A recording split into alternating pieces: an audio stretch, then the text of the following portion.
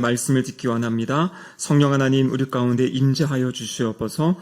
우리의 귀를 열어주시고 마음의 눈을 밝혀주시사 하나님의 음성을 듣게 하여 주시옵소서. 주님 또한 설교자 입술을 주장하시사 하나님의 말씀이 온전히 선포되도록 도와주시옵소서. 예수님의 이름으로 기도드립니다. 아멘.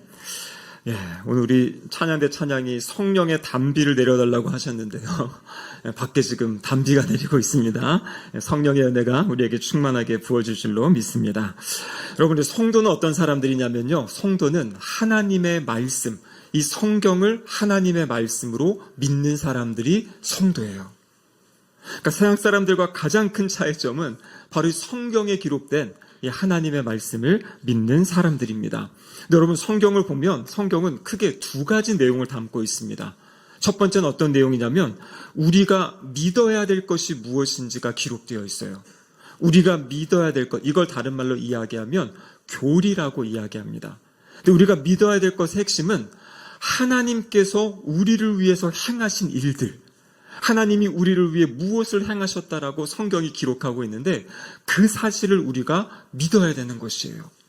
그리고 성경이 기록하고 있는 또 한 가지는 무엇이냐면 그것을 믿는 사람들은 그럼 이제 어떻게 살아가야 되는가? 이것을 이제 기독교 윤리라고 이야기를 합니다.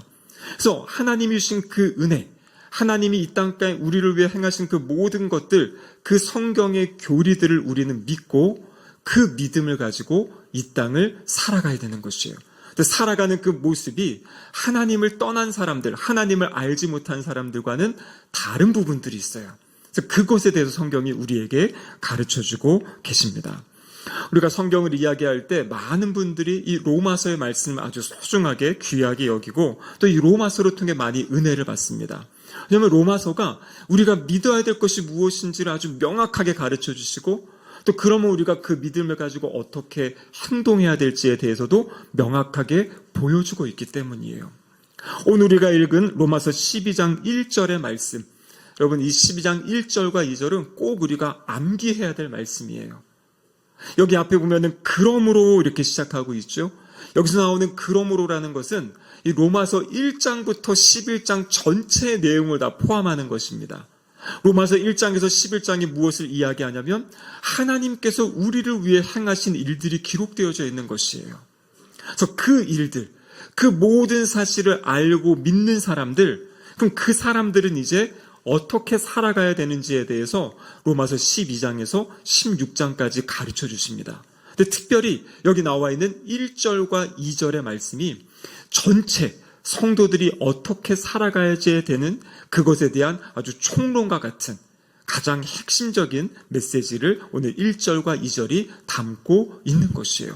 그래서 1절과 2절의 말씀을 붙잡고 이제 앞으로 성도들은 나머지 12장에서 16장까지 성경에서 말씀하시는 성도의 삶의 모습을 살아가야 된다라고 이야기하고 계십니다. 1장에서 11장까지 전체 내용을 다 이야기한 다음에 그리고 성도에게 기대하시고 성도에게 바라시는 것은 무엇이냐면 하나님을 예배하며 살아가는 것이에요. 그래서 오늘 설교의 제목이 무엇입니까? 하나님께 드릴 영적 예배. 영적 예배라고도 할 수 있고 우리 성경의 각주에 보면은 합당한 예배. 하나님께 드려야 할 합당한 예배. 그래서 하나님의 은혜를 받은 사람들의 삶은 무엇이냐면 하나님을 예배하며 사는 것이다. 그것이 이 로마서 말씀을 통해서 하나님께서 우리에게 주시는 메시지입니다. 자, 그런데요, 오늘 12장 1절 말씀 같이 한번 다시 읽어보겠습니다. 그러므로 형제들아, 내가 하나님의 모든 자비하심으로 너희를 권하노니 너희 몸을 하나님이 기뻐하시는 거룩한 산 제물로 드리라. 이는 너희가 드릴 영적 예배니라. 아멘. 여러분, 핵심은 무엇이냐면 우리의 몸을, 우리의 삶을 하나님께 드리는 것이에요. 그러니까 우리가 이제 성도는 누구인가? 나의 삶을 하나님께 드리는 것이에요. 아까 우리가 찬양할 때도 면류관 벗어서 하나님께 드리는 것처럼 우리의 모든 삶을 드리는 것인데, 근데 성경은요, 드리는 것 이전에 우리가 받은 것이 무엇인지를 잘 기억하라고 이야기하세요. 그래서 오늘 12장 1절에도 보면 이렇게 시작하는 거죠. 하나님의 모든 자비하심으로 너희를 권한다. 자비하심으로 너희를 권한다.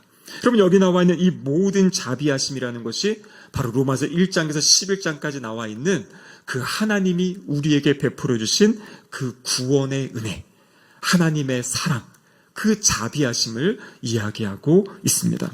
그래서 성도의 삶은요, 하나님의 자비, 하나님의 사랑, 하나님의 은혜를 알고 깨닫고 경험한 만큼 우리의 삶을 하나님께 헌신할 수 있는 것이에요.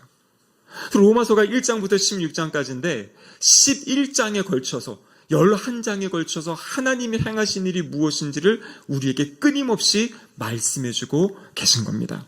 여러분, 하나님이 우리에게 행하신 가장 큰 것이 무엇입니까?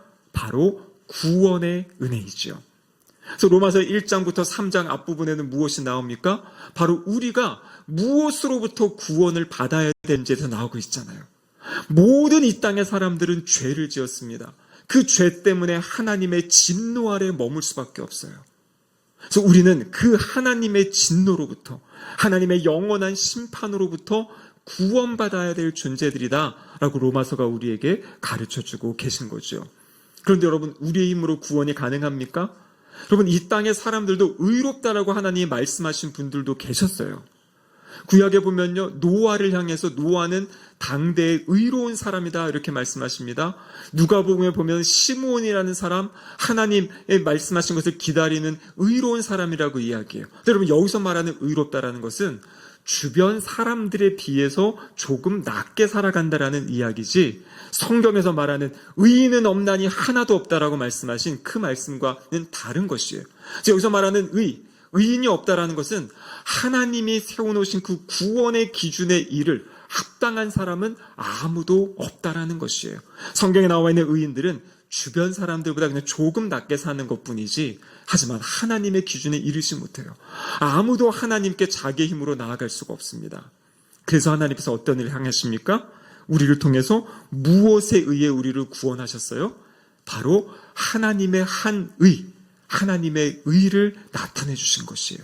그것이 바로 예수 그리스도의 십자가, 예수님의 십자가와 부활의 사건입니다. 그래서 우리의 힘으로 우리가 하나님께 나아갈 수 없으니까요, 하나님께서 하나님께 나올 수 있는 길을 열어주신 것이 바로 예수 그리스도의 십자가죠.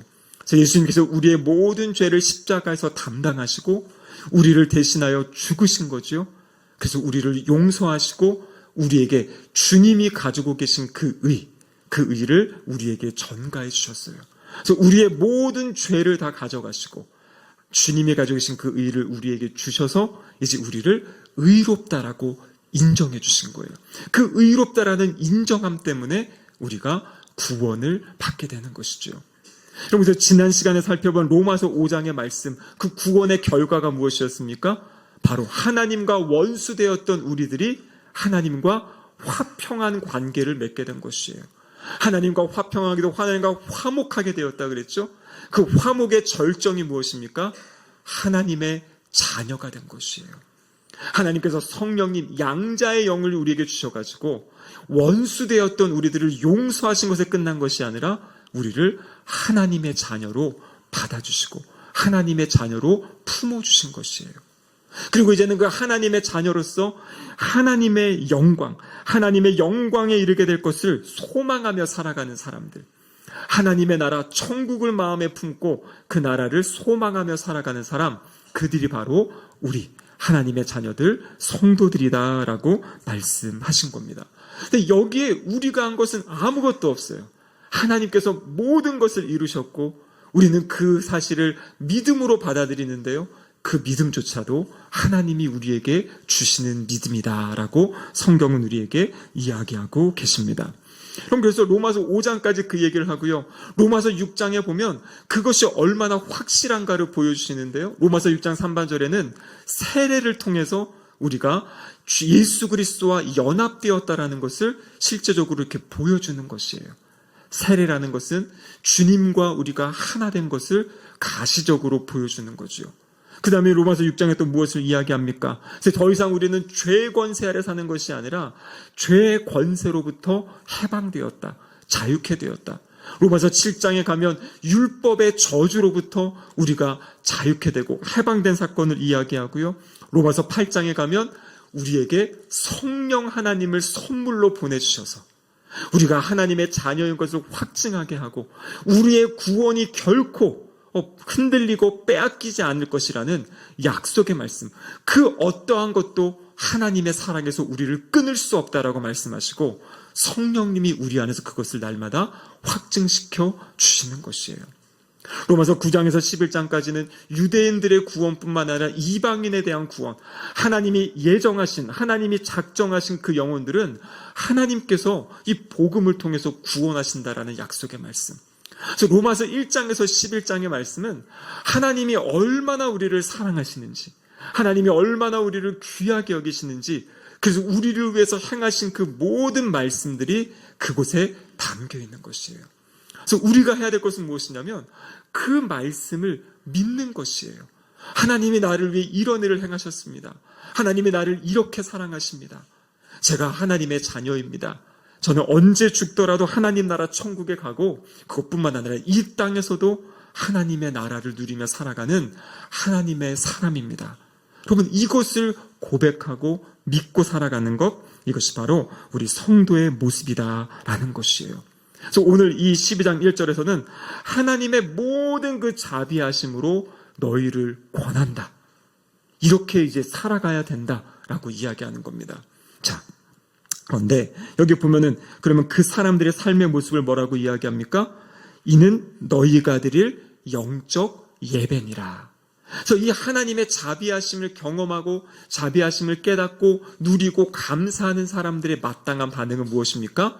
하나님을 예배하는 삶을 살아야 된다. 오늘 본문이 우리에게 그렇게 말씀하고 계세요. 자, 근데 이 예배의 핵심은 무엇인가? 우리 다시 한번 로마서 12장 1절 다시 한번 읽어보겠습니다. 그러므로 형제들아, 내가 하나님의 모든 자비하심으로 너희를 권하노니 너희 몸을 하나님이 기뻐하시는 거룩한 산 제물로 드리라. 이는 너희가 드릴 영적 예배니라. 아멘. 여러분, 여기서 핵심 무엇입니까? 예배라는 것은요, 우리 자신을 하나님께 드리는 것이에요. 드리는 것입니다. 제가 이 올해 4월부터 지금까지 수요일마다 이 레위기 말씀을 이제 쭉 1장부터 강해 설교를 하고 있어요. 여러분, 레위기 말씀이 무엇을 이야기합니까? 레위기는 결국에는 하나님을 예배하라는 책이거든요. 근데 레위기에 보면 하나님을 예배하기 위해서는 하나님을 예배하는 장소가 필요합니다. 그것이 광야 생활에는 성막이었고 나중에는 이제 성전을 짓게 되죠. 그 성전이 있고 그 안에 누가 또 예배를 집례합니까?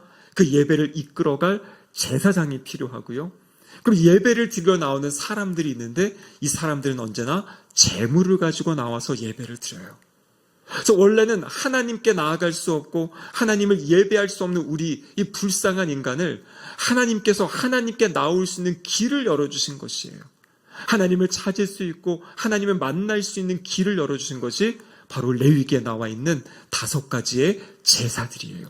그래서 그 제사를 통해 특별히 그 제물의 피 흘림을 통해서 하나님이 이 사람들을, 하나님의 사람들을 이제 만나주신다는 그 약속의 말씀이 레위기의 말씀입니다. 근데 여러분, 우리는 더 이상 이 구약의 성도들처럼 지금 주일 예배 때 짐승을 가지고 나와서 잡지 않죠. 짐승을 제물로 드리지 않습니다. 이 이유는 무엇이냐면 바로 예수 그리스도를 통해서 구약에 있었던 그 모든 제사가 놀라운 변화를 경험하게 되는 것이에요. 구약에 나와 있는 그 모든 제사, 그 5가지 제사, 이 모든 것은 예수 그리스도의 십자가의 의미를 다 설명해 주는 것이에요. 그래서 예수님이 십자가 위에서 온전하고 완전한 제사를 단번에 다 드리심으로 더 이상 우리는 구약처럼 어떤 짐승의 피를 가지고 제사를 드리지 않게 된 것이에요. 그래서 오늘 본문에 보면 우리를 향해서 이 베드로전서 2장 5절 말씀인데요. 우리 같이 한번 2장 5절 말씀 읽어보겠습니다. 예수 그리스도로 말미암아 하나님이 기쁘시게 받으실 신령한 제사를 드릴 거룩한 제사장이 될지라. 이 베드로전서에 보면 끊임없이 우리를 향해서 너희는 왕같은 제사장이다. 그래서 이제 우리 성도를 향해서 제사장이라고 이야기해요. 그래서 이 우리가 직접 예수 그리스도의 보혈을 의지하며 하나님을 예배할 수 있는, 하나님께 예배드릴 수 있는 바로 그러한 사람들이 우리 성도들이라고 이야기하고 계시는 거예요. 근데 여러분, 오늘 본문에 보면 이 구약의 배경을 가지고 우리가 이제는 제사장일 뿐만 아니라 우리가 제물이 되어야 된다, 이렇게 말씀하고 계세요. 구약에는 짐승을 제물로 드렸지만 이 신약 시대에는요, 우리 성도가 제물이 되어지는 것입니다. 근데 여기 본문에 뭐라고 되어 있습니까? 너희 몸을 제물로 드려라. 여기서 말하는 몸이 무엇입니까? 우리의 전 인격을 이야기하는 것이에요. 우리의 전 존재 자체를 하나님이 구원하신 그 구원의 은혜와 감사와 감격을 가지고 하나님께 드려야 된다는 것이에요. 그럼 이 하나님께 드리는 방법이 무엇입니까? 바로 오늘 이렇게 주일마다 주님 앞에 나와 예배 드리는 것. 이것이 바로 하나님께 우리를 드리는 것이에요. 저 히브리서 13장 15절에 보면 이렇게 기록하고 있죠. 같이 한번 읽어보겠습니다. 그러므로 우리는 예수로 말미암아 항상 찬송의 제사를 하나님께 드리자. 이는 그 이름을 증언하는 입술의 열매니라. 그러니까 신약 시대는 제사가 바뀌었어요. 구약의 제사에 그 짐승을 잡아드리는 것이 아니라 지금 뭐라고 이야기합니까? 예수로 말미암아 항상 찬송의 제사를 드리자. 하나님을 찬양하는 것, 하나님을 높여드리는 것, 함께 모여서 이렇게 하나님께 예배드리는 것, 이것이 바로 하나님께 드리는 예배다라는 것입니다. 여러분, 그렇기 때문에 그러니까 주일날 나와서 예배드리는 것은요, 나를 하나님께 드려야 되는 것이에요. 여러분, 제가 어릴 때만 해도 예배를 보러 간다, 예배 보러 간다, 이런 얘기 많이 했습니다. 기억하십니까? 예배 보러 간다. 근데 어느 순간에 이제 우리 신학적으로, 교회적으로 이거 잘못된 표현이다 해서 바꾸는 일이 계속 있었어요. 그래서 지금은 어떻게 표현합니까? 예배를 드린다, 이렇게 얘기하는 거죠.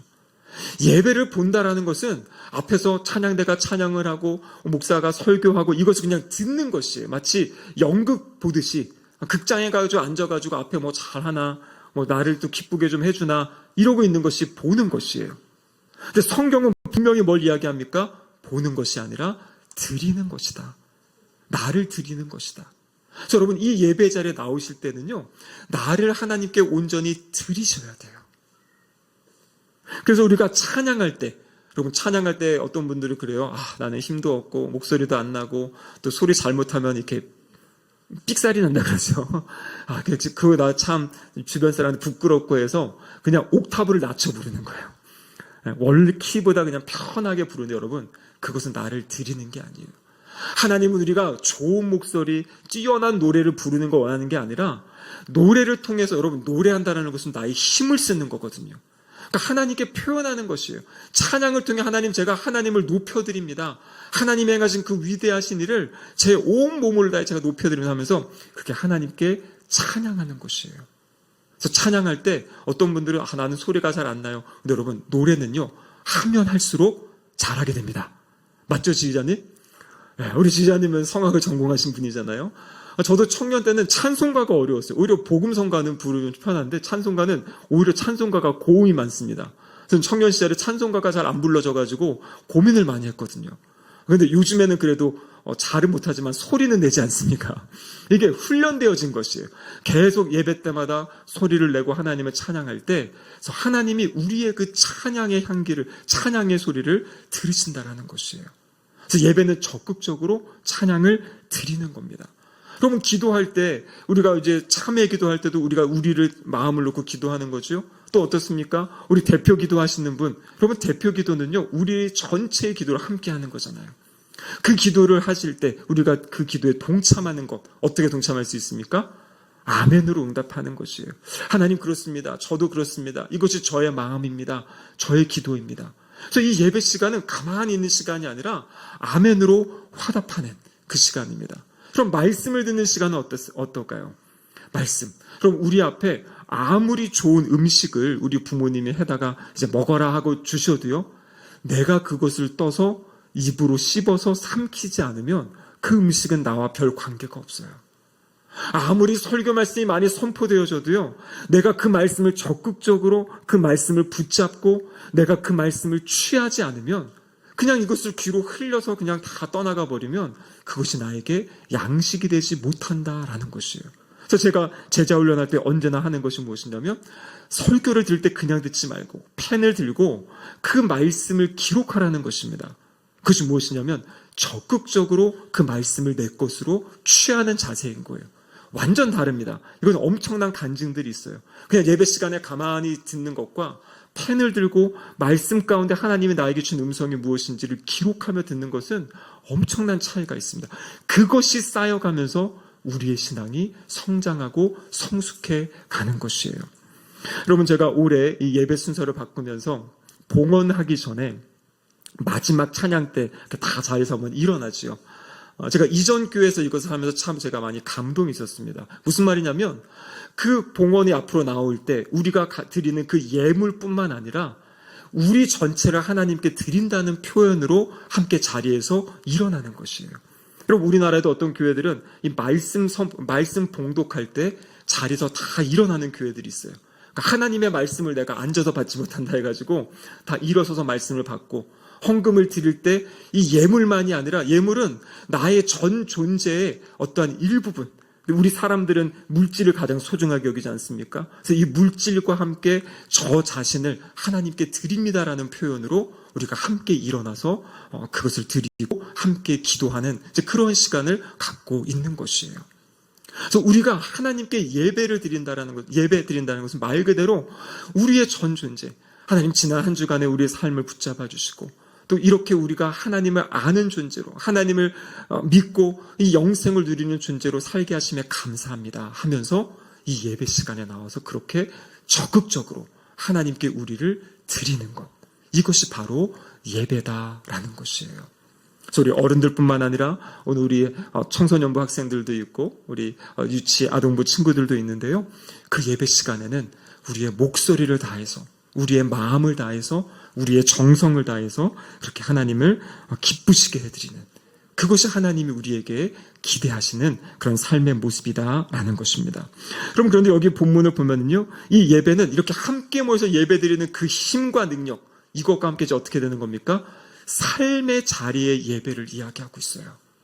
우리의 삶의 모든 자리가 하나님을 높여드리고 하나님의 은혜를 기억하고 하나님이 뜻하신 것을 이루어가는, 그것이 바로 우리의 삶의 예배다라고 이야기합니다. 히브리서 13장 16절에 보면 이렇게 기록되어 있습니다. 같이 한번 읽어보겠습니다. 오직 선을 행함과 서로 나누어 주기를 잊지 말라. 하나님은 이 같은 제사를 기뻐하시느니라. 아멘. 여러분, 구약의 레위기의 말씀을 풀어주는 말씀이 사실 히브리서의 말씀이거든요. 그래서 히브리서는 구약적인 용어를 많이 사용합니다. 오늘 본문에도 우리의 선을 행함, 우리가 나누어 주는 것, 사랑을 베풀며 살아가는 것이 바로 하나님이 기뻐하시는 제사다. 우리로 이야기하면 예배다라는 것이에요. 그래서 주일에 와서 하나님을 이렇게 찬양하고 함께 모여 예배드리고, 그리고 이제는 주중에는 일주일의 삶의 자리에서 하나님을 예배하는 삶을 살아갈 것을 말씀하고 계세요. 하나님을 예배하는 삶을 살기 위해서 우리의 생각이 중요합니다. 그 내용이 바로 오늘 2절 말씀인데요. 2절 같이 한번 읽어보겠습니다. 너희는 이 세대를 본받지 말고 오직 마음을 새롭게 함으로 변화를 받아 하나님의 선하시고 기뻐하시고 온전하신 뜻이 무엇인지 분별하도록 하라. 자, 이 말씀이 이 땅을 살아갈 때 우리가 어떻게 살아가야 될지를 가장 명확하게 가르쳐 주십니다. 핵심이 무엇입니까? 이 세대를 본받지 말고 하나님의 기뻐하시고 선하시고 온전하신 뜻을 분별하며 살아갈 것을 이야기하고 있습니다. 여기서 본받는다라는 것은요, 순응한다라는 것이에요. 따라간다라는 것입니다. 세상의 가치, 세상의 생각을 따라가지 말라라는 것이에요. 그럼 우리는 무엇을 따라가 살아가야 됩니까? 하나님의 말씀을 따라 살 것을 이야기하고 계셔요. 그럼 그래서 우리는 끊임없이 하나님의 말씀을 붙잡아야 돼요. 하나님의 말씀을 읽고 하나님의 말씀을 붙잡지 않으면 우리의 생각이 세상의 생각을 따라가게 되는 것이에요. 세상 사람들이 가지고 있는 생각의 가장 핵심은 무엇입니까? 결국에는 자기 자신을 우상 삼아 자기 자신을 기쁘게 하는 삶을 살아가는 것이에요. 어떻게 하면 내가 조금 더 기쁠지, 어떻게 하면 내가 조금 더 즐거울지, 어떻게 하면 내가 조금 더 편안할지를 생각하며 살아가는데요. 여러분, 그 삶에는 진정한 평안도 없고 진정한 기쁨도 없다라는 것이에요.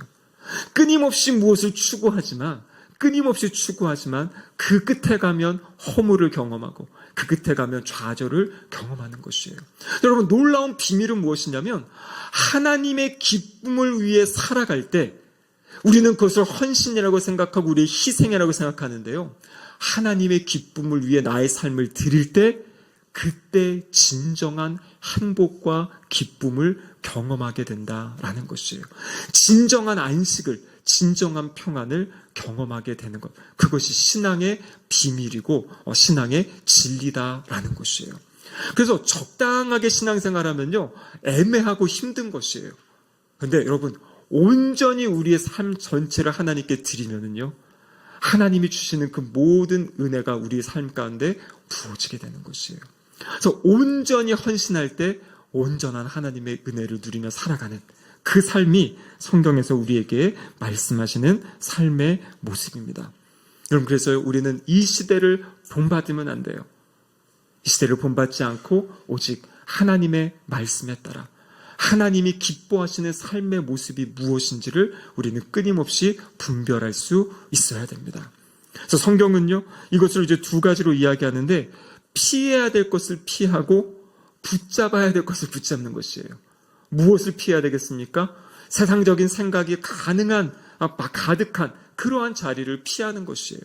우리가 읽는 것, 보는 것, 듣는 것, 그러면 여기에서 세상의 가치가 우리에게 막 너무나 심하게 들어오면 여러분 그것을 거절할 수 있어야 돼요. 그리고 하나님의 뜻, 하나님의 그 말씀, 하나님이 우리에게 기대하시는 삶의 모습이 무엇인지를 끊임없이 찾아갈 수 있어야 됩니다. 여러분, 성경은요, 요즘에 보면 볼수록 세상의 가치와 세상의 흐름과 다른 것을 이야기해요. 근데 우리가 성경을 잘 읽지 않고 공부하지 않으니까요, 그냥 세상에 살면서도 아무렇지도 않게 우리가 살아가게 됩니다. 근데 여러분, 하나님 말씀을 바로 붙잡게 되면 끊임없이 갈등하게 되고요, 어떻게 선택해야 될지 기도할 수밖에 없고, 나의 힘으로 그렇게 살 수 없기 때문에 하나님을 의지할 수밖에 없는 것이에요. 한 10여 년 전에 미국에서 아주 의미 있는 조사를 했습니다. 원래는 한 교회, 한 대형 교회가 본인 교회에서 어떻게 영적인 성장이 이루어지는가, 이것을 성도들을 향해서 이제 설문조사를 했어요. 근데 그 조사 결과를 가지고 과연 이것 때문이야? 라는 생각을 가지고요, 이 범위로 확장시켜서 미국에 있는 200개의 교회, 8만여 명의 사람들을 대상으로 조사를 합니다.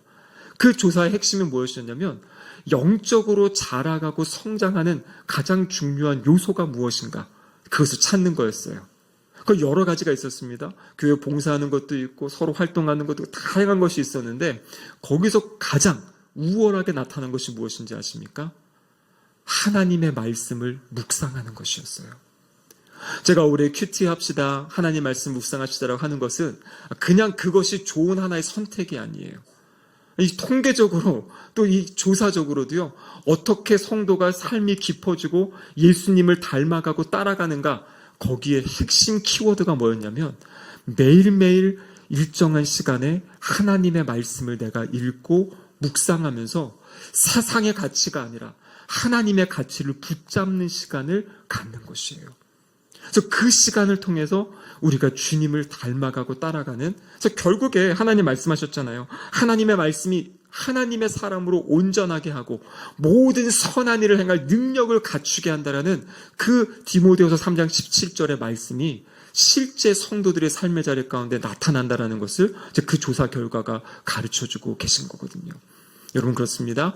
우리는 하나님을 예배합니다. 함께 모여 하나님을 예배하고요, 삶의 모든 자리를 통해 하나님을 예배하는 것이에요.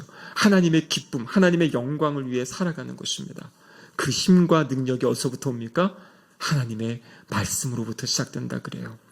다시 한번 우리 하나님의 말씀을 읽고 또 묵상하는데 우리의 마음을 들이시고요, 그 시간들을 통해서 하나님의 거룩한 자녀로서의 삶을 살아가는, 그래서 우리의 온 삶이 하나님께 드리는 영적 예배가 되는 우리 싱글동교 성도님들 되시기를 주님의 이름으로 축복합니다. 아멘. 이렇게 기도하시겠습니다. 하나님 아버지, 감사드립니다. 추석을 맞이하여 또 한 해 동안 주신 은혜를 또 감사하며 또 기억하고 또 우리의 삶을 다시 한번 하나님께 드리겠다고, 우리의 전 존재를 하나님께 드리겠다고 아버지와 다짐하는 시간 되게 하여 주시옵소서. 그래요, 하나님께 모든 것을 내어드릴 때 우리의 삶을 다스리시고 통치하시고 주관하시는 가장 좋으신 하나님이 주시는 그 은혜와 복을 누리며 살아가는 우리 모두가 되게 하여 주시옵소서. 예수님의 이름으로 기도드립니다. 아멘.